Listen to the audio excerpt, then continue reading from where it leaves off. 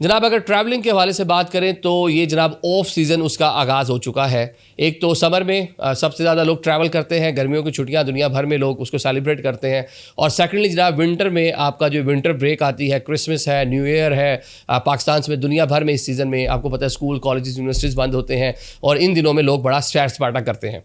तो ये वो पीक टाइम है जिसमें टिकट सबसे ज़्यादा महंगे होते हैं, जिसके बाद जो एयरलाइंस है अपने बिजनेस को, अपने कस्टमर को अट्रैक्ट करने के लिए मुसाफिरों को डिफरेंट नोयत के पैकेजेस वगैरह उसकी अनाउंसमेंट करते हैं। टिकट भी खासा नीचे आ जाता है। अब जनाब दुनिया की सफ़े अव्वल की एयरलाइन है एमिरेट्स।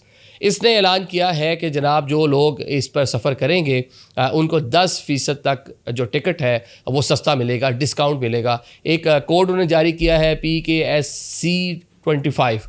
ये आपको अप्लाई करना होगा वेबसाइट पे जाकर, तो फिर आपको जरा पता चल जाएगा कि कौन कौन से रूट्स के ऊपर आपको ये डिस्काउंट आप लोग हासिल कर सकते हैं और कौन कौन सी डेस्टिनेशन इसमें शामिल है।